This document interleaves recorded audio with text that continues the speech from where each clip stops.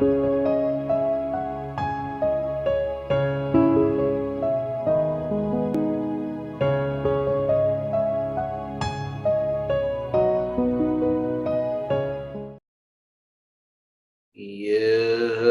जगत सारा क्षणिक है और आत्मा एक नित्य है।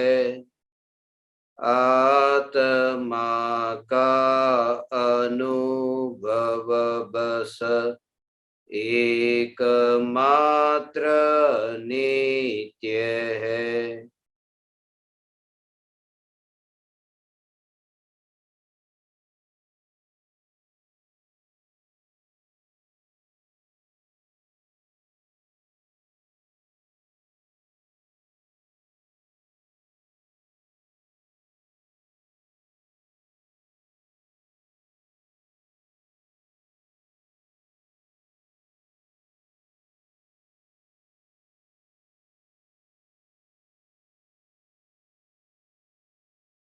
चैतन्य स्वभावी भगवान आत्मा अनादि अनंत शुद्ध चैतन्य मात्र है। ज्ञान मात्र है। मैं शुद्ध चैतन्य मात्र, ज्ञान मात्र, भगवान आत्मा हूँ। त्रिकाल शुद्ध चैतन्य परमात्मा हूँ। अनंत गुणाधिपति, एक ज्ञायक देव हूँ। अगणित ज्ञेयों के प्रतिबिंबों से अप्रभावित ज्ञान पर्यायों में एक समय के लिए भी नहीं मिलने वाला, एक समय के लिए भी नहीं सिकुड़ने वाला त्रिकाल ध्रुव चैतन्य सत्ता मात्र भगवान आत्मा हूँ।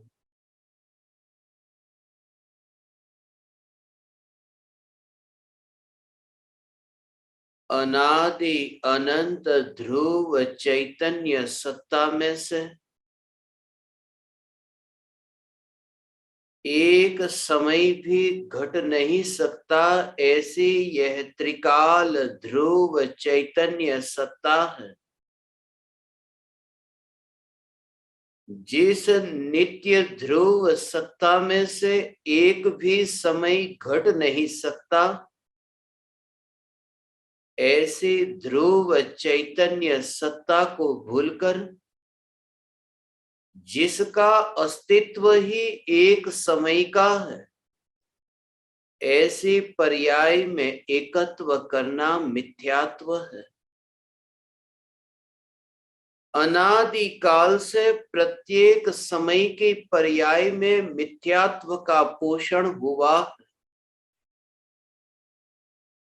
अनादि काल से अनंत पर्यायों में अनंत दोषों से अनंत दुख का भोग हुआ है।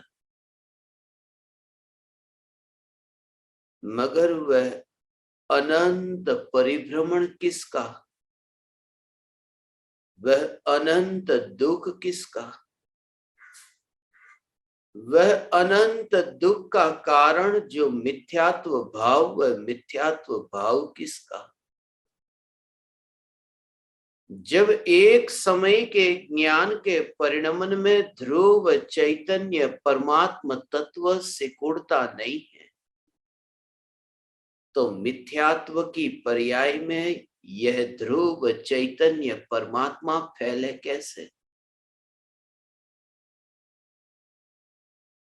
अनंत परमाणुओं में एक समय के लिए भी जिस ज्ञान के प्रवाह की, ज्ञान की पर्याय की स्पर्शना न हुई हो, प्रत्येक परमाणु अपनी स्वतंत्र योग्यता से निरंतर सहज ही परिणमित होता हो, जिस परमाणु को स्वयं के परिणमन के लिए किसी भी परद्रव्य की अपेक्षा न हो, जब एक छोटा सा परमाणु अनंत गुणाधिपति है और स्वयं की पर्याय का परिणमन स्वयं से होता है, तब फिर ज्ञान की जानने रूप परिणमित होती पर्याय का कर्ता ये इंद्रियों के परमाणु या राग का विकल्प कैसे हो सकता है? अनंत प्रकार के अनंत विकल्प निरंतर चलते हैं। विकल्प का होना इतना खतरनाक नहीं है जितना भीतर में यह मिथ्यात्व भाव के विकल्प से ज्ञान होता है। राग से ज्ञान होता है, राग करता है और ज्ञान कर्म है। यह मान्यता मिथ्यात्व है। विकल्प को कर्ता मानना अपने जानने रूप परिणमन का, जो जीव निरंतर यह तत्व विचार करता है, इस तत्व विचार के परिणाम स्वरूप व सहज ही अनंत प्रकार से वह इंद्रियों के विषयों के भोगों में जहां जहां पर भटकना था, अटकना था, वहां से छुटकारा पाता है। एक समय के अपूर्व पुरुषार्थ के फल में सहज ही अनंत पर्याय स्वरूप सन्मुख होती है। पर्याय को अवकाश ही नहीं मिलता कि पर्याय पर्याय में एकत्व करे, क्योंकि समय एक है और एक समय में पर्याय पूर्ण रूप से द्रव्य में समर्पित है। फिर अवकाश कहाँ कि पर्याय पर्याय में तन्मय हो। इस दशा का नाम ही निर्विकल्प अनुभूति है। इस दशा का नाम ही देह होने पर भी देहातीत होना है। एक एक परमाणुओं को कोई अलग करने थोड़ी ना चाहता है। ये शरीर को बैर बिखेर करने के लिए कोई थोड़ी ना चाहता है। मुक्ति की प्राप्ति हेतु ये देह के अनंत परमाणुओं को अब मैं पृथ्वी को अर्पण करूं, ऐसे विकल्पों की जाल में कोई थोड़ी ना फंसता है। सम्यक दृष्टि ज्ञानी धर्मात्मा जब परिणति अंतर्मुख हुई, जब उपयोग स्वरूप सन्मुख हुआ, जब पर्याय को ये अवकाश ही न मिला कि पर्याय पर्याय की और दृष्टि करे, और साक्षात शुद्ध चैतन्य तत्व आंख को आंख का विकल्प ही न आए और सामने जो पर्वत है उस पर्वत का दर्शन हो। आंख की रुचि आंख में न हो, आंख की रुचि पर्वत में हो। आंख से मात्र पर्वत दिखाई दे। दृष्टि की रुचि दृष्टि में न हो, दृष्टि की रुचि चैतन्य तत्व पर हो, चैतन्य सत्ता पर हो। तब दृष्टि को दृष्टि में एकत्व करने के लिए अवकाश नहीं मिलता। इसलिए यह पर्याय के जोर से तत्व विचार हो तो निर्विकल्प अनुभूति से वंचित रहता है। जो अनंत बार हुआ है, इसलिए अनंत ज्ञानियों ने यह जोर देकर कहा कि हे ज्ञान दीपक, तुम्हारा पुरुषार्थ प्रारंभ हो द्रव्य के जोर से, त्रिकाली के जोर से, ध्रुव ज्ञायक देव के जोर से। मैं स्वयं सिद्ध समान परमात्मा हूं। इस विकल्प को भी तुम छोड़ो। मैं स्वयं सिद्ध समान परमात्मा हूं नहीं, मैं स्वयं सिद्ध हूं। मैं स्वयं सिद्ध हूं, मगर तुम तो ये कहते हो कि मैं तो पापी हूं। तुम तो ये कहते हो कि मैं तो अज्ञानी हूं। दुकान पर जाता हूं, धन कमाता हूं, परिवारजनों के संग रहता हूं।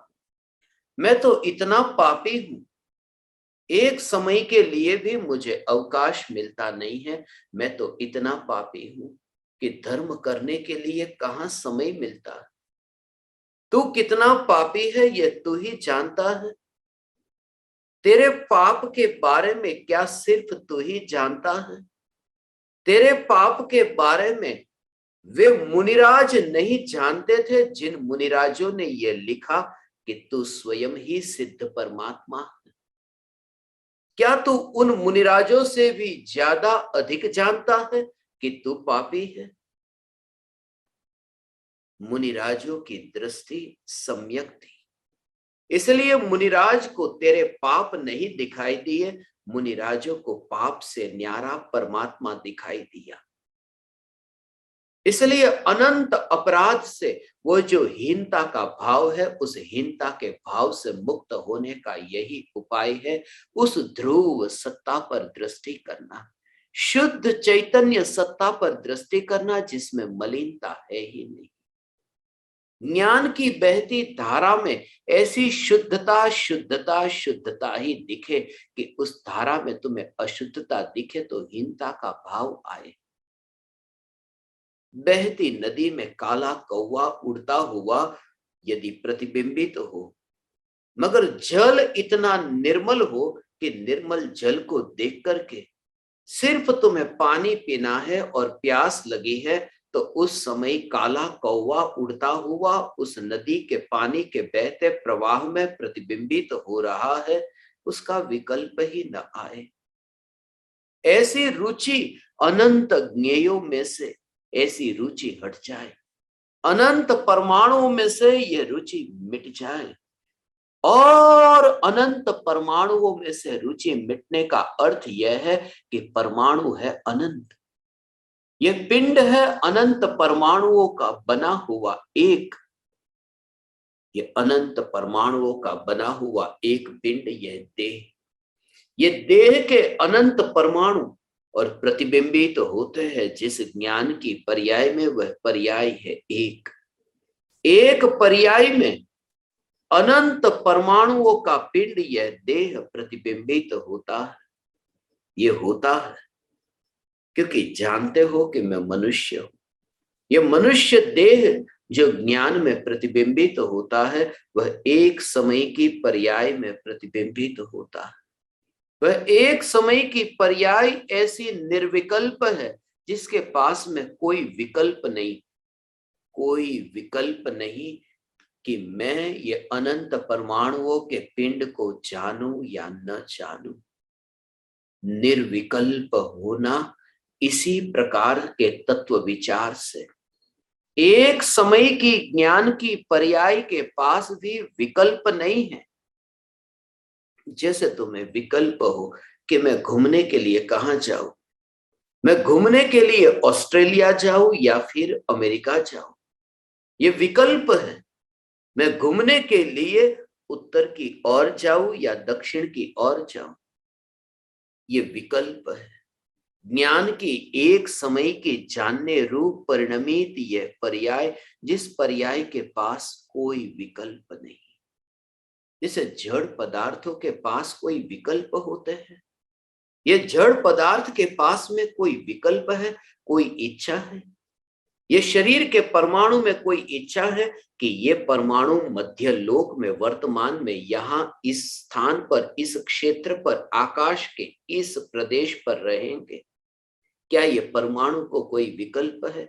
जैसे इन परमाणुओं को कोई विकल्प नहीं है, ऐसे ही ज्ञान की एक समय की पर्याय में कोई विकल्प नहीं है। इसे जानो और न जानो, जानू और न जानू, ये जो विकल्प है भगवान, यह विकल्प भी ज्ञान के परिणमन का विकल्प नहीं है। वह तो विकार का परिणमन है, वह तो काला कौवा है। इसे जानना है और इसे नहीं जानना है। इसलिए पवनंजय को यदि अंजना को नहीं जानना है, ये विकल्प उत्पन्न होता है। ये क्षायिक सम्यक दृष्टि की अंतर परिणति की निर्मलता। अंजना को नहीं देखना है, अंजना को नहीं जानना है, ऐसा विकल्प उत्पन्न होता है। ऐसे विकल्प की उत्पत्ति के काल में ज्ञान की पर्याय बिना किसी विकल्प के उस विकल्प को जानती है कि अंजना को नहीं जानना है, अंजना का चेहरा नहीं देखना है। उस ज्ञान की पर्याय में वहां मलिनता नहीं है, वहां तो ज्ञान की धारा है। क्योंकि वह ज्ञान की धारा पर में से नहीं आई, पर में से आती तो कहीं ना कहीं मलिनता की संभावना रहती। बाहर से कुछ यदि भीतर मिला होता तो कोई संभावना होती। जहर यदि बाहर से भीतर दूध में गया होता तो दूध जहरीला होता, मगर बाहर से कुछ भी आया नहीं और दूध स्वच्छ है, फिर वह दूध जहरीला हो कैसे? पानी बिल्कुल साफ है, जिसमें कचरा बाहर से भीतर जा ही नहीं सके, ऐसी पानी की स्थिति है, तो फिर पानी गंदा हो कैसे? ये ज्ञान का जो परिणमन है, ये परिणमन बाहर से नहीं आता। ये ज्ञान का परिणमन परद्रव्य में से नहीं आता। यही तो सम्यक दृष्टि की एक एक समय की पर्याय की स्वतंत्रता है भगवान। एक इंद्रिय जीव, दो इंद्रिय जीव, तीन इंद्रिय जीव, ऐसा मिथ्या दृष्टि मानते हैं कि एक इंद्रिय जीव को एक ही इंद्रिय है, जीव नहीं है। जीव नहीं है इसलिए एक इंद्रिय जीव को रस का ज्ञान नहीं होता। आंख नहीं है, तीन इंद्रिय जीव को उसे दिखाई नहीं देता, उसे सुनाई नहीं देता, वह देख नहीं सकता क्योंकि आंख नहीं। इस मान्यता का नाम मिथ्यात्व है। आंख नहीं है इसलिए कोई नहीं देख सकता, क्योंकि नहीं देख सकता, नहीं जान सकता। ये देखना और जानना, ये जो ज्ञान दर्शन का जो परिणमन है, उस परिणमन का कर्ता किसी परमाणु को माना। मेरी आंख वर्तमान में बंद है, इसलिए सामने जो पदार्थ है वह मेरे जानने में नहीं आता। ऐसा मानना ये मिथ्यात्व है, ये मानना मिथ्यात्व है। इसलिए सम्यक दृष्टि का ऐसा सहज सहज सहज ये परिणमन है। इसलिए तो आंख बंद हो गई, नींद आई, नींद आ गई कि अब कुछ ना सुनाई देता है, न कुछ दिखाई देता है। अब तो वहां पर ज्ञान का परिणमन कैसा, मगर वहां पर भी जानना जानना हो रहा है। ये तुम्हें लगता है कि दिखाई नहीं देता, सुनाई नहीं देता, मगर वहां पर भी सूक्ष्म दृष्टि से देखो तो ज्ञान का परिणमन हो रहा है। वहां पर भी स्पर्श का ज्ञान होता है, वहां पर भी रस का ज्ञान होता है। जीभ तालू के साथ में छूती है, वहां पर भी रस का ज्ञान होता है। भले ही लगे कि नींद है, मगर नींद के काल में भी यह ज्ञान का परिणमन तो होता है। यह ज्ञान का परिणमन इंद्रियों के कारण होता है, ये इंद्रियों के निमित्त से होता है। ये निमित्त नहीं होता तो ये परिणमन नहीं होता। ऐसी मान्यता ये मिथ्यात्व है, ये मान्यता मिथ्यात्व है। मैं चैतन्य परमात्मा इंद्रियों का गुलाम नहीं। ज्ञान की एक समय की निर्मल पर्याय इंद्रियों की गुलाम नहीं। ज्ञान की एक समय की जानने रूप परिणमित ये पर्याय वो विकल्प की गुलाम नहीं। ऐसी ये ज्ञान की सहज बहती धारा, ये ज्ञान की सहज बहती धारा, जिस धारा में आकाश के प्रदेशों का विकल्प नहीं कि कौन से प्रदेश है। अभी भारत की भूमि पर यह आत्मा है, ज्ञान के प्रदेश भारत की भूमि पर है, ऐसा कोई विकल्प नहीं। यदि सफेद को जानने रूप, काले को जानने रूप, पीले को जानने रूप ऐसा ज्ञान का परिणमन होना है, ऐसी ज्ञान की तत्समय की पर्याय की ऐसी योग्यता है, तो सहज ऐसा परिणमन होगा।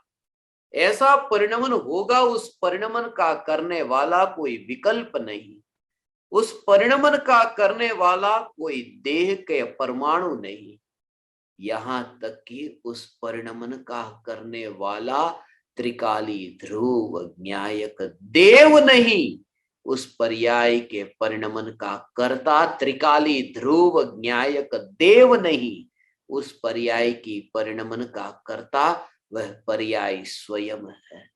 जब ज्ञान की एक समय की पर्याय का परिणमन भी इतना स्वतंत्र देखता हो, वह जीव त्रिकाली ध्रुव न्यायक देव को पर के कारण कैसे देखे, पर पदार्थों को त्रिकाली ध्रुव न्यायक देव के कारण कैसे देखे।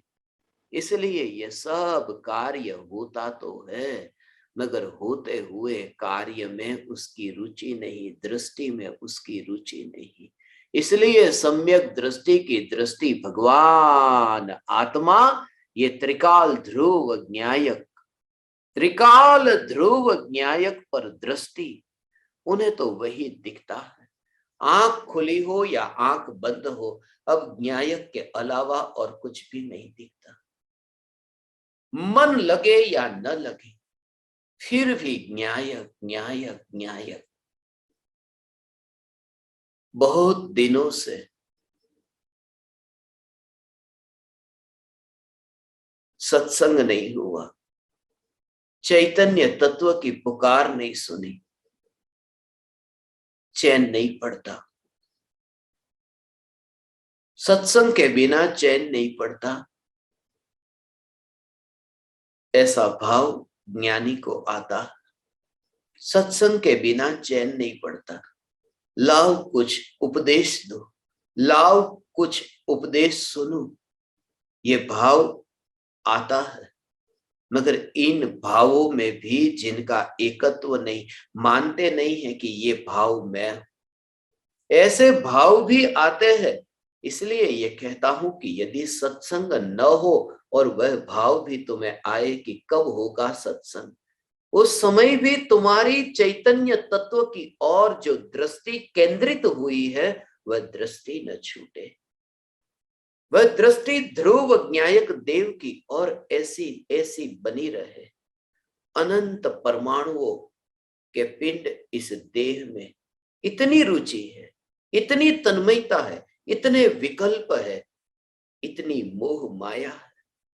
शरीर का ध्यान रखने के लिए कितने कितने प्रकार के विचार विकल्प उत्पन्न होते हैं, कितने प्रकार के इंतजाम किए।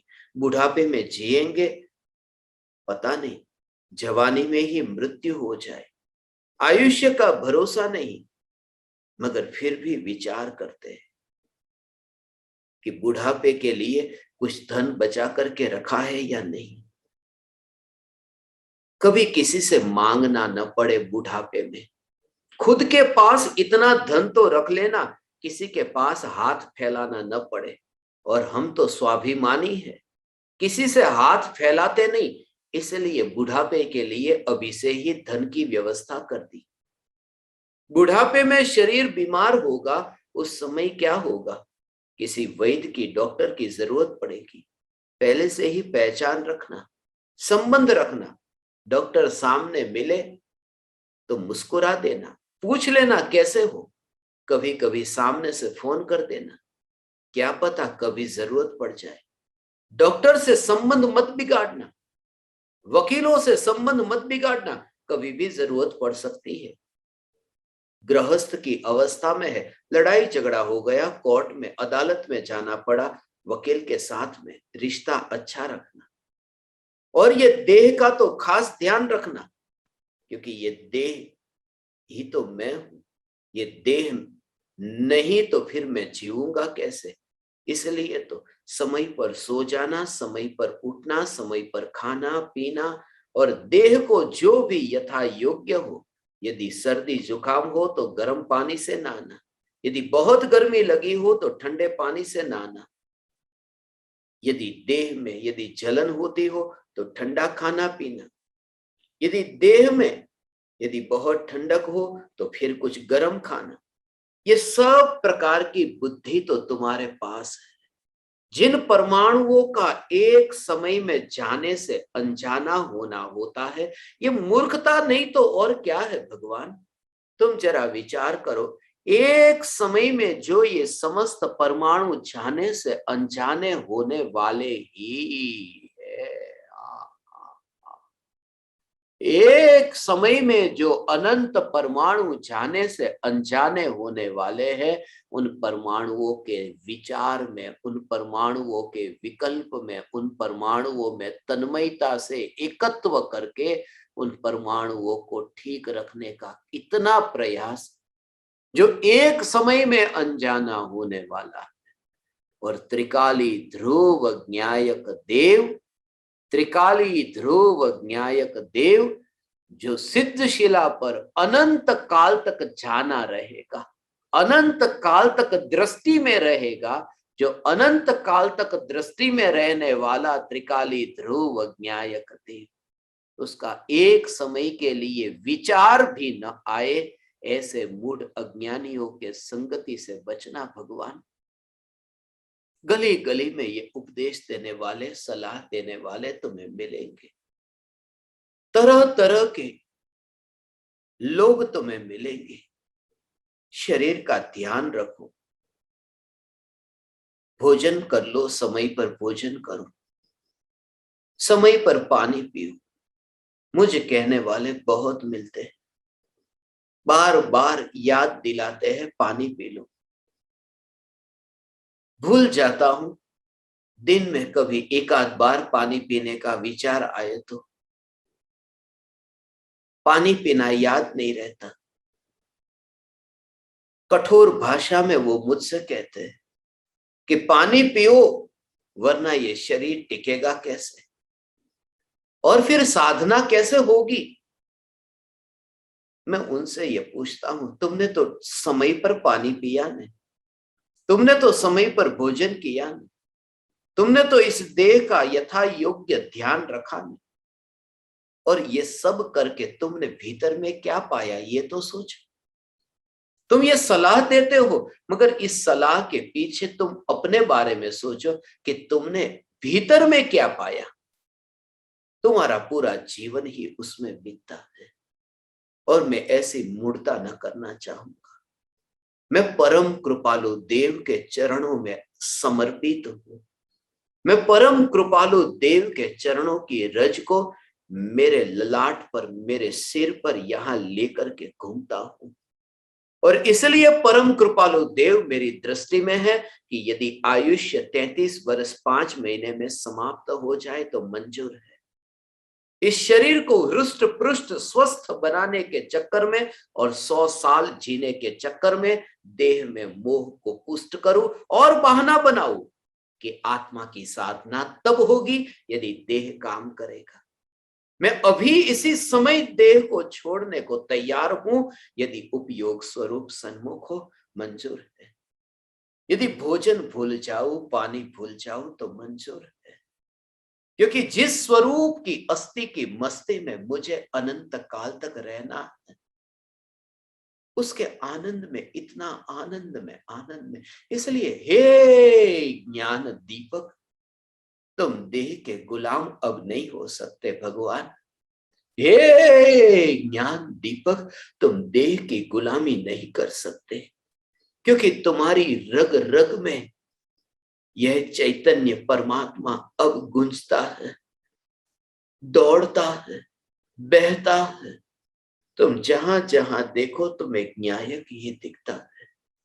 तुम्हें ये परमाणु तो उड़ते हुए पत्ते की भांति दिखते हैं, मगर पक्षी उन पत्तों पर बैठ कैसे सके।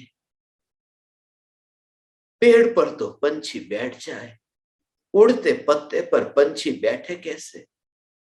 जिन पत्तों को वह अनित्य और अस्थाई देखता हो, उन पत्तों पर पंछी बैठे कैसे। जब अनित्यता का बोध हो कि मैंने जो रोटी खाई वह रोटी तो उड़ती हुई रोटी है, मैंने जो रोटी खाई वह तो पेट में अभी डोल रही है, मैंने जो रोटी खाई उसे तो मैं देखता हूं शौचालय में जाती हुई। ये डोलती हुई, उड़ती हुई, जाती हुई ये रोटी के परमाणु ये उड़ते हुए पत्ते की भांति मैं देखता हूं। ये पत्ते की भांति जिन परमाणुओं को मैं देखता हूं भगवान, वहां पर मैं बैठूं कैसे? ये ध्रुव सत्ता उसमें बैठे कैसे?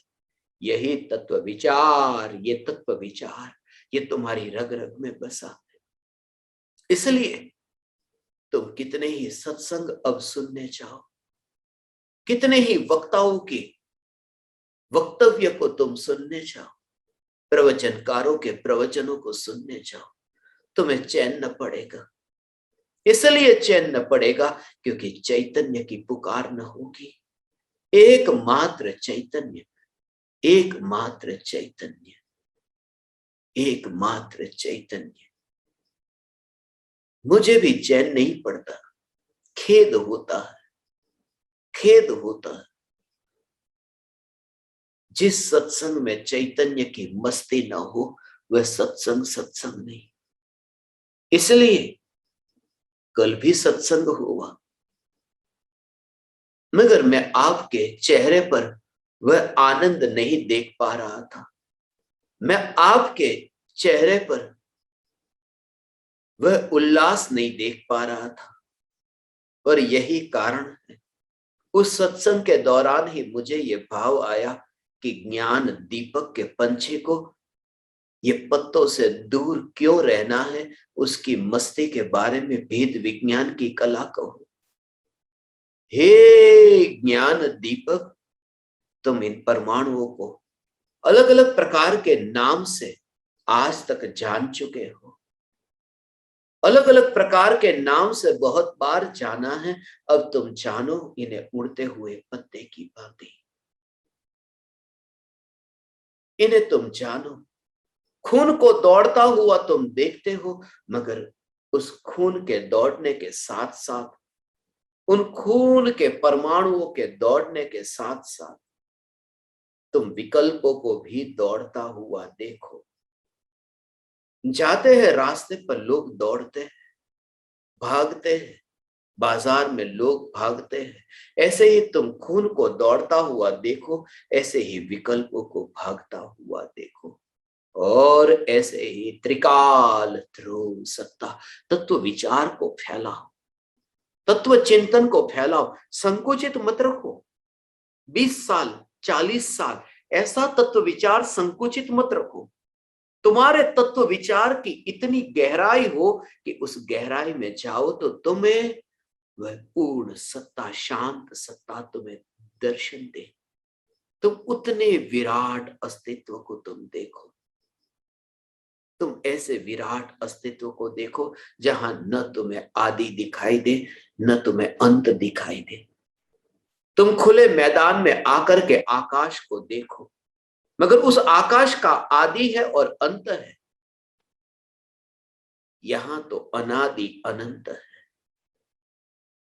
जिस आकाश को तुम चमड़े की आंखों से देखते हो, घूम फिर करके वहीं पर ही आओगे। भारत से जाओगे, पूरी पृथ्वी का भ्रमण करके फिर यहीं पर ही आओगे। मगर जिस दृष्टि से मैं आपको, हे ज्ञान दीपक, मैं आपको जो कहता हूं, आपकी दृष्टि को जिसकी ओर मैं इंगित करना चाहता हूं, इशारा करना चाहता हूं, वह स्वरूप कैसा है भगवान? उस स्वरूप को संकुचित सीमा में मत देखो, उसे मर्यादा में मत बांधो। इसलिए मैं उस राम की बात नहीं करता जो मर्यादा पुरुषोत्तम है। मैं उस राम की बात करता हूं जो अमर्यादित पुरुषोत्तम है। वही तो त्रिकाल ध्रुव ज्ञायक देव है। इसलिए तो दशरथ पुत्र राम से हट करके इस आत्म राम की ओर आने को कहता हूं। अमर्यादित, अमर्यादित, ओ, ओ, ओ, ओ। ऐसी जो अमर्यादित आत्म राम को देखने वाली दृष्टि को यह विकल्प ही नहीं होता कि एक समय की दृष्टि मर्यादित है, एक समय की दृष्टि मर्यादित है। आ, ऐसा ये ध्रुव ध्रुव ध्रुव ध्रुव ध्रुव न्यायक देव एक समय की हो, एक समय की, जिससे वो वस्तु वस्तु पकड़ में आई। मगर पकड़ में आने वाली वस्तु वो वस्तु है एक, और वस्तु को पकड़ने वाला एक, मगर वस्तु है अनेक और पकड़ने वाला हो कोई एक। तो जो एक पकड़ने वाला है उस समय एक का विकल्प नहीं है, अनेक को पकड़ करके भी एक का विकल्प नहीं। जैसे तुमने लड्डू को पकड़ा हो ना, थाली में से लड्डू को उठाया, अब हाथ तो एक है, तुम ये जानते हो कि हाथ एक है और लड्डू में तरह तरह के पदार्थ मिले हुए हैं, सामग्री मिली हुई है, मगर जब तुम उठाते हो तब मैं अनेक को उठाता हूं ऐसा नहीं है। अनेक अनेक है, मगर अनेक होने पर भी अनेक का विकल्प नहीं है, मैं एक को पकड़ता हूं। पकड़ने वाला भी एक, और जहां पकड़ने में आ रहा है ऐसा हाथ एक जिसे पकड़ा जा रहा है, वहां अनेक होने पर भी अनेक का विकल्प नहीं होने से वो पकड़ता एक को है, एक को पकड़ता है। और जिस समय लड्डू को पकड़ा है उस समय हाथ की ओर ध्यान नहीं और लड्डू की ओर ही दृष्टि। ये अनंत गुण के भेद है, मगर जब दृष्टि केंद्रित होती है, एक समय की पर्याय जब ध्रुव ज्ञायक देव को देखती है, ध्रुव ध्रुव ध्रुव ज्ञायक देव को देखती है, तब उसमें पर्यायों के भेद नहीं दिखते, उसमें गुणों के भेद नहीं दिखते, उसमें आकाश के प्रदेशों के भेद नहीं दिखते, आकाश के प्रदेशों के भेद नहीं दिखते। यही तो कारण है। फिर संकोच विस्तार होने पर भी वह धारा निरंतर नित्य कायम रहती है भगवान, इसलिए तो वह धारा निरंतर नित्य कायम रहती है। फिर तुम्हारा हाथ ऐसा हिले, हाथ हिलेगा, तुम हाथ को यहां रखो, हाथ को यहां रखो, वस्तु को तुम उठाओ, आकाश के प्रदेशों में ऐसा ऐसा परिणमन होगा। ये देह की क्रिया होगी, मगर देह की क्रिया में तुम्हें प्रदेशों के संकोच विस्तार पर जोर न होगा, संकोच और विस्तार पर जोर न होगा। तुम्हारा स्वरूप ये एक ध्रुव चैतन्य चैतन्य चैतन्य, वह एक सत्ता, वो एक सत्ता, एक सत्ता, एक सत्ता। जैसे पिताजी बच्चे के लिए लेकर के आए, बाजार से गुब्बारा लेकर आए, और गुब्बारा लेकर आए और बच्चे को कहा ले तेरे लिए। बच्चे ने अपने मुंह से हवा डाली अंदर, हवा भरी अंदर, और गुब्बारे को फुलाया, गुब्बारा फूला और बड़ा हो गया। बड़ा जैसे जैसे गुब्बारा बड़ा होता है, गुब्बारा फूलता जाता है, बड़ा होता है, उस समय बच्चा खुश होता है, इस वजह से कि एक से दो गुब्बारे, दो से तीन गुब्बारे, वो एक ही मानता है कि मेरे पास एक गुब्बारा है। उसके प्रदेश तो विस्तार को प्राप्त हुए, मगर एक है, और जैसे ही उसमें से हवा निकल जाए, उसने गुब्बारा वहां नीचे रख दिया, गुब्बारा नीचे रख दिया, दुखी नहीं होता है, दुखी नहीं होता है। यदि बीच में एक छोटा सा छेद हो जाए तो दुखी होगा, गुब्बारे में से हवा निकल जाए तो दुखी नहीं होता, मगर एक छेद हो जाए तो दुखी होगा, क्योंकि अब उसमें से कुछ कम हो गया, अब वह नहीं रहा जो पहले था। ये असंख्य प्रदेशी भगवान आत्मा में एक प्रदेश भी यदि कम हो जाए, थोड़ा खंडित हो जाए, थोड़ा छेदन हो जाए, थोड़ा भेदन हो जाए तो दुख हो, मगर ज्ञानी को अखंड अखंड अखंड यह चैतन्य सत्ता प्रति समय दिखती है। ऐसी ये अखंड चैतन्य सत्ता दिखती है और श्वासोश्वास की क्रिया के काल में संकोच विस्तार से ये चैतन्य गुब्बारा फूलता है, सिकुड़ता है, फूलता है, सिकुड़ता है, मगर एक सत्ता पर दृष्टि है इस बालक की। ये एक सत्ता पर दृष्टि है, ये ध्रुव चैतन्य सत्ता ही हे ज्ञान दीपक तुम्हारी दृष्टि में रहे। और ये अनंत काल की यात्रा ऐसी ही है, एक न्यायक न्यायक न्यायक न्यायक, ऐसा फिर उन प्रदेशों के ऐसी सूक्ष्म दृष्टि भगवान आत्मा, हे ज्ञान दीपक, हे चैतन्य परमात्मा, ऐसे ही तो सम्यक दर्शन की धारा टिक करके रहती है, ऐसे ही तो दृष्टि की सहजता निरंतर ऐसे ही तो रहती है। बुढ़ापे में पलंग पर लेटा हुआ बूढ़ा व्यक्ति, दादाजी लेटे हैं पलंग पर, मरने की तैयारी है, मरने की तैयारी, और यहां से स्वर्ग जाए। देह का आकार अलग, रूप रंग अलग, देह का विस्तार अलग, मगर सम्यक दृष्टि ज्ञानी धर्मात्मा जैसे ही यहां से निकल कर वहां जाए, जैसे सम्यक दृष्टि मर करके यहां जन्म ले, स्वर्ग से मर करके तीर्थंकर का जीव मां के गर्भ में आता, नरक में से, अभी श्रेणिक राजा नरक में, वहां पर भी लड़ाई लड़ी जा रही है, वहां पर भी नरक में नारकी की जो वेदना है वो वेदना तो है, मगर वहां से मर करके यहां मां के गर्भ में जन्म लेंगे। देह का कैसा पूरा रूप रंग एक समय में बदल जाता है, एक समय में रूप रंग बदल जाता है, मगर दृष्टि नहीं बदलती, क्योंकि दृष्टि में वह है। ऐसा ही तो ये स्वरूप है। एक कमरे में से दूसरे कमरे में तुम जानते तो हो नहीं, एक कमरे में से दूसरे कमरे में तुम जाते हो, एक कमरा पहले था और दूसरा कमरा तुम जानते तो हो नहीं, मगर तिजोरी में, बैंक में 1 करोड़ रुपये तुम्हारे पास है, तुम्हें यह विकल्प ही नहीं आता कि कुछ नया हुआ, कमरा बदल गया। पहला कमरा छोटा था, दूसरा कमरा बड़ा है। पहला कमरा ऐसा सजाया हुआ नहीं था, दूसरा कमरा सजाया हुआ है। पहले कमरे की इतनी महिमा नहीं थी, दूसरे कमरे की महिमा। फिर भी तुम्हारी दृष्टि 1 करोड़ रुपये पर होने से, कमरा बदलने से तुम दुखी नहीं होते, तुम सुखी नहीं होते, वह सहजता रहती है। यही तो है कि नरक के कमरे से, नारकी के देह के कमरे से मनुष्य के देह के कमरे में सम्यक दृष्टि ट्रांसफर होता है। सम्यक दृष्टि का यह ट्रांसफर होना, मगर उस समय दृष्टि न नारकी के देह पर न मनुष्य के देह पर, दृष्टि है ध्रुव सत्ता पर। उसे ही तो गैर हाजिर होना कहते हैं। वह स्थिति ऐसी है जैसे नींद में कोई व्यक्ति हो और नींद में से एक कमरे में से दूसरे कमरे में लेकर के जाओ,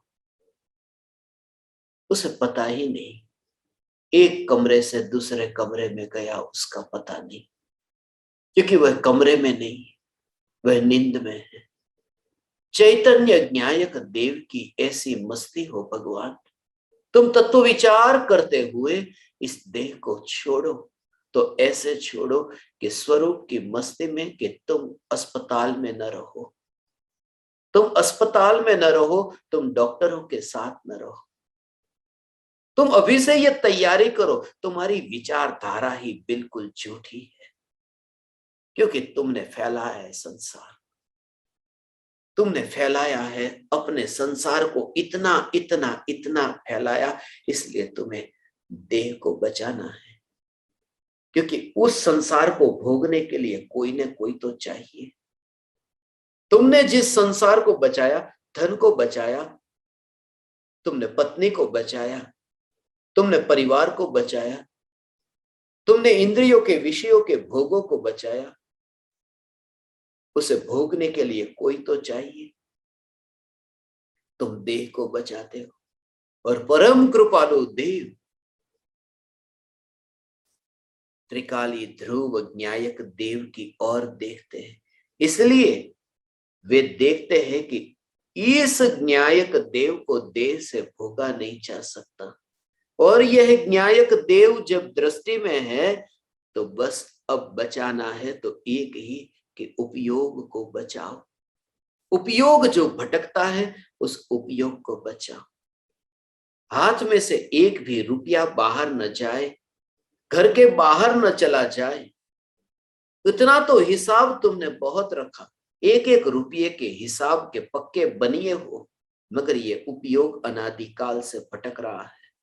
और ये वितराग भगवान की ये पुकार, ये चैतन्य की पुकार सुन करके भी यदि ये अंतर्मुख न हुए तो अब न हुए तो कब। इसलिए तुम ये तत्व विचार से मेरे साथ तुम यात्रा करो भगवान, क्योंकि ये यात्रा मेरे साथ नहीं है, ये यात्रा कृपालु देव के साथ है, ये यात्रा गुरुदेव के साथ है, ये यात्रा अनंत ज्ञानियों के साथ है। जब मैं तुमसे कहता हूं कि कमरे में रह करके मरना मत, न्यायक में रह करके जीवन का अनुभव करना।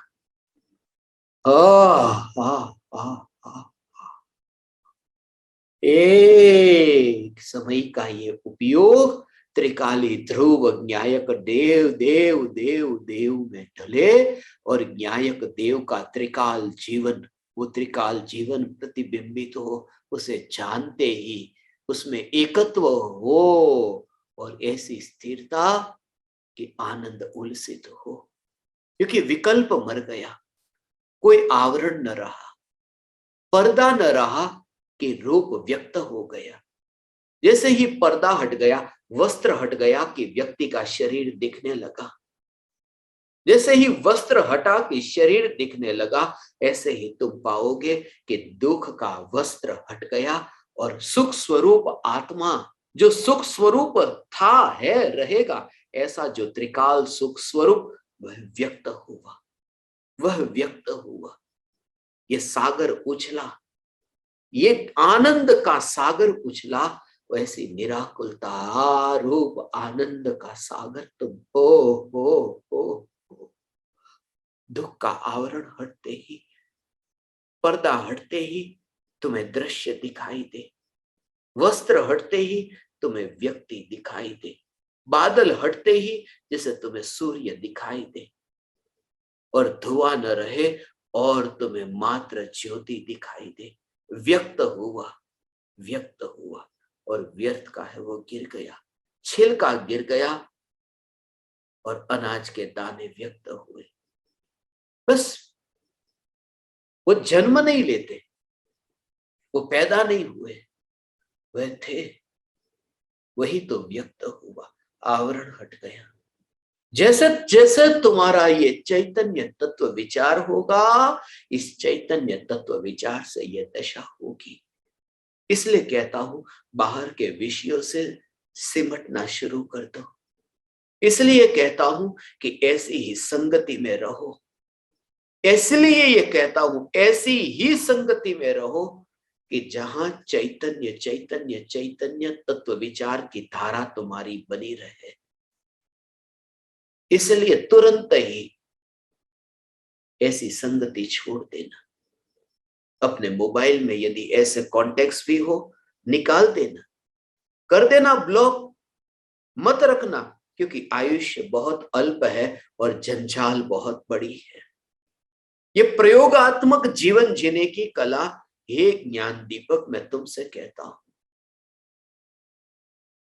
थोड़ा साहस चाहिए, थोड़ा साहस चाहिए। उसका राज तो मैं तुम्हें कहूंगा, उस साहस का राज कहूंगा। इसलिए तो उस संगति का, सत्संगति का अनुभव तुम्हें हो, इसलिए तुम 42 ज्ञान दीपकों को गजपंथा में आमंत्रण दिया। तुम आओ, समस्त प्रकार की संगति को छोड़कर। और ये मैं तुमसे कहता हूं, 35,000 घंटे का सत्संग आज तक हुआ, मैं बोला हजारों घंटे तक, मगर ये 42 घंटे का बोलना वह वास्तव में अपूर्व होगा। इसलिए क्योंकि मैं संसार से उब चुका, ये अपूर्व अवसर मैं परम कृपालु देव के उन भावों को तुम्हारे सामने व्यक्त करूंगा। अपूर्व अवसर,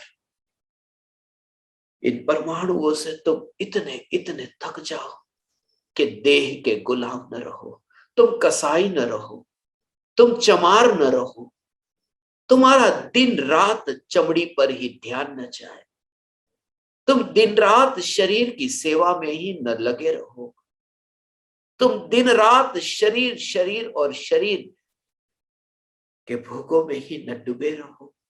तुम उठो थोड़े ऊपर। मैं तो ये कहता हूं 7 राजू ऊपर उठने के लिए तुम हो, तुम यहां रहने के लिए नहीं हो। मैं यहां रहने के लिए नहीं हूं। मैं निकट काल में इन परमाणुओं को यहां देखता हुआ, यहां जानता हुआ ऊर्ध्वगमन करूंगा। जैसे विमान में मैंने यात्रा की और मैं पृथ्वी को नीचे देख करके विमान को तिरछा ऊपर जाता हुआ देखता था, मैं जानूंगा ज्ञान में इन परमाणुओं को पृथ्वी को नीचे रह करके ये जैसे सीधा यान, जैसे नासा का यान जैसे सीधा ऊपर जाता हो स्पेस की ओर, अवकाश की ओर, बस ऐसे ही मैं ज्ञान में इन परमाणुओं को यहां रह करके ऊर्ध्वगमन होता हुआ जानूंगा। मगर जहां भी ऊर्ध्वगमन हो, यह जागृति रहे कि ध्रुव चैतन्य सत्ता में न ऊर्ध्वगमन है न अधोगमन है, क्योंकि वहां गमन ही नहीं, वहां ध्रुवता है। उस ध्रुवता को दृष्टि में रख करके चैतन्य को ऊर्ध्वगमन होता हुआ जान करके और देह से विदा होता हुआ यह जानने की कला अपूर्व अवसर शिविर में मैं आपसे कहूं, तुम तैयार हो जाओ, तुम तैयारी में आओ। और तैयारी का मतलब ये नहीं है कि बाहर की तैयारी, कोरोना का रिपोर्ट करना है, कपड़े तैयार करने, टिकट करनी है, तैयार करनी है, ये तैयारी नहीं। तुम मुनि होने की, तुम आरजी का होने की तैयारी के साथ आओ। तुम तैयारी के साथ आओ, उससे कम में राजी मत होना। सम्यक दृष्टि होने से कम में राजी मत होना।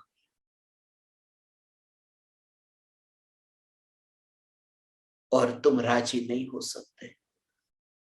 मुझे तुम पर इतनी तो श्रद्धा है, हे ज्ञान दीपक, हे ज्ञान दीपक, तुम पर इतनी तो श्रद्धा है, क्योंकि जिस रुचि से तुमने इस चैतन्य परमात्मा की पुकार को सुना है और तुम्हारे अंदर ये परमाणु पत्ते के रूप में विचार में अब आ रहे हैं, बस अब समय हो गया। बरसात के दिनों में समय पर बरसात हो जाए, हो जाती है, समय पर बरसात हो जाती है। मौसम आता है कि समय पर फूल खिल जाते हैं, समय पर पशु जंगल में चरने के लिए गए हो, घास चरने के लिए गए हो, समय पर वापस लौट आते हैं। स्वाति नक्षत्र में सीप में से मोती समय पर निकल आता है। अब वह समय आया, तुम्हें अपूर्व अवसर प्रकट हो, अपूर्व अवसर प्रकट हो। परमाणु को नहीं छूती हुई यह चैतन्य सत्ता 28/8 का दिन मेरी नजर में आते ही ये विचार आता है,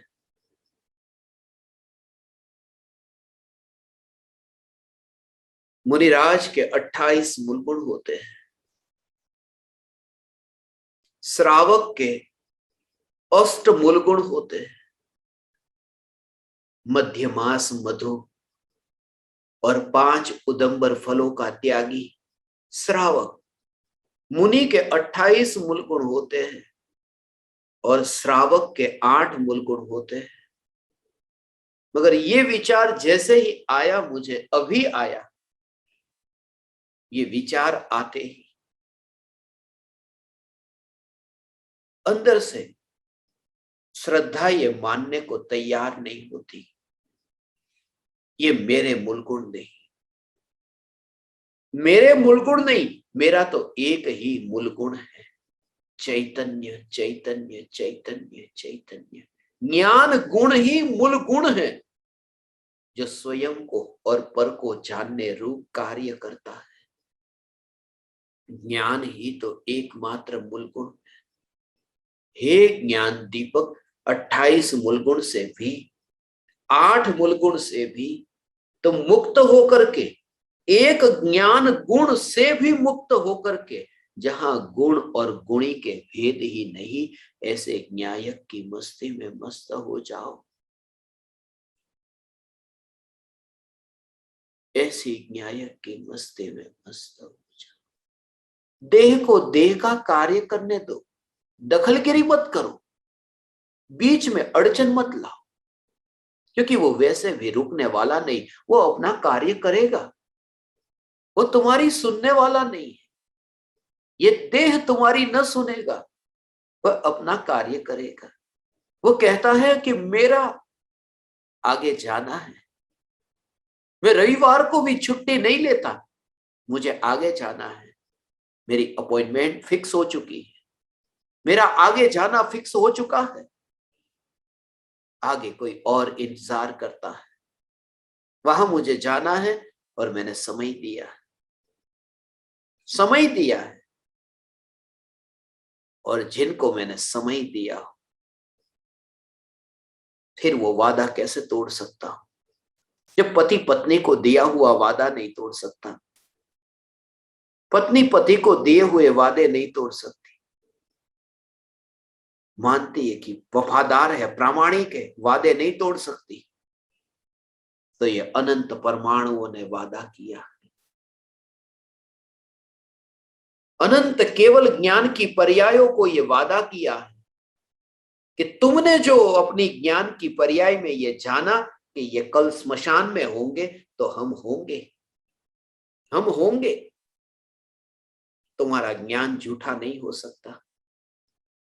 और रविवार को भी हम छुट्टी नहीं लेते, स्मशान में हमारी अपॉइंटमेंट फिक्स हो चुकी है।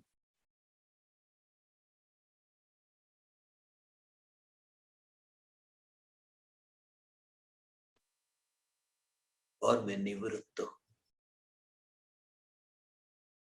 मेरी कोई अपॉइंटमेंट नहीं, मैं निवृत्त हूं। यहां तक कि निवृत्त में प्रवृत्त होने वाली पर्यायों में भी फैलता नहीं। यह न्यायक देव में, हे ज्ञान दीपक, मेरे पास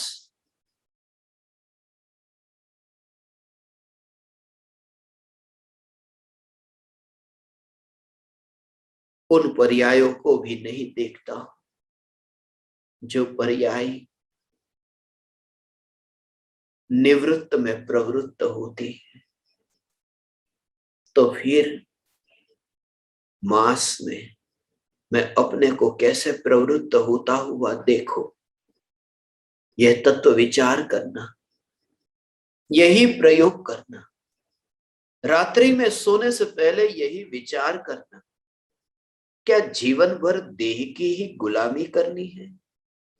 क्या ये बहाने ही बनाने हैं कि शरीर स्वस्थ रहेगा तो साधना होगी? क्या अपनी जात को ही धोखा देना है? अब तक कितना प्रयास किया, अब तक कितना पुरुषार्थ किया, क्या अपने साथ ही छल करना है? शरीर स्वस्थ रहेगा तो साधना होगी, आज दवाई ले लूं, मगर दवाई लेकर ठीक होने पर तुम चैतन्य तत्व विचार करते हो कि सीधे भोगों को भोगने जाते हो? तुम स्वयं विचार करना, आज तक का इतिहास तुम विचार करना। यदि परिवर्तन आया होता तो अब तक तुम मेरे सामने यहां नहीं बैठते, तुम किसी गुफा के भीतर होते। अपने साथ छल न करूंगा, माया न करूंगा, स्वीकार कर लूंगा देह का रस है, देह का भोग का रस है, बहाना न बनाऊंगा। प्रामाणिक हो जाओ, दूसरों के साथ नहीं, अपने साथ। और जितना भी अभी ये देह का साथ है, ये अमूल्य मानव देह है, इसका सदुपयोग इसी में हो कि ये अनजान हो जाए। हो गया सदुपयोग, हो गया सदुपयोग। सदुपयोग का अर्थ ही तो यह है कि सत्ता स्वरूप जो न्यायक देव है, उसी में उपयोग स्थिर हो। त्रिकाल ध्रुव चैतन्य सत्ता में ही उपयोग ढले। बस यही तो सदुपयोग है, सदुपयोग है। जगत में कोई दूसरा सदुपयोग नहीं। तुम्हारा तत्व विचार निरंतर चलता रहे, तुम्हारी चर्चा भी हो तो चैतन्य चैतन्य की चर्चा। तुम गुरु और शिष्य बनकर के एक दूसरों को मत मिलना, तुम सहधर्मी और साधर्मी होकर के एक दूसरे से मिलना। तुम पास पास में बैठना, मगर भोगों की चर्चा जैसे ही छिड़ जाए कि तुरंत ही काट देना, और चैतन्य चैतन्य चैतन्य की चर्चा। व्यर्थ के विकल्प में जैसे ही तुम भटकने लगे, तुम्हें पता चले कि तुरंत ही आ जाना अपने पर। जैसे बच्चा भटकने लगे, पता चले कि घने जंगल में कहीं भटकने जा रहा हूं, तुरंत ही मां को ढूंढ लेता है कि अब दूर जाने जैसा नहीं। थोड़ा बहुत इधर उधर टहल लिया, मगर जैसे पता चला कि अब भटकने वाला हूं, कि तुरंत ही मां को पकड़ लिया। इसी का आयोजन यह चैतन्य तत्व विचार। यही तो तुम्हारी बैटरी को चार्जिंग है, यही तो तुम्हारे विचारों का चार्जिंग है। इसलिए मैं एक भी कहानी सुनाए बिना सिर्फ चैतन्य चैतन्य चैतन्य भी तुम्हारे सामने बोलता रहो, तो भी तुम्हारी बैटरी चार्ज होगी, मुझे पता। क्योंकि तुम्हारे भीतर में अब वही गूंजता है, हे ज्ञान दीपक, हे चैतन्य दीवाना ज्ञान दीपक। बस देह के परमाणु को पत्ते की भांति उड़ता देखो, पक्षी मिलता नहीं है। विकल्पों के काले कौवे उड़ते हैं, मगर ज्ञान की बहती धारा को छूते नहीं है। मैं ध्रुव अस्पर्शी चैतन्य चैतन्य चैतन्य।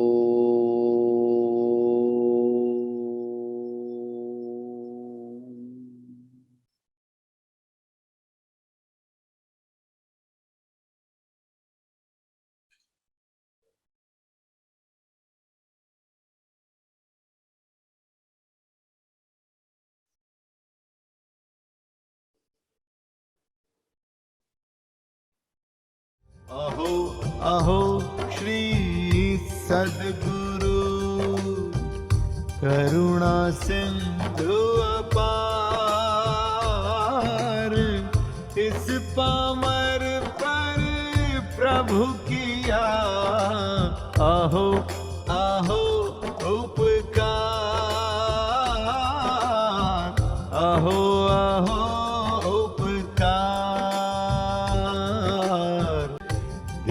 सहित जिनकी दशा वरते देहाती,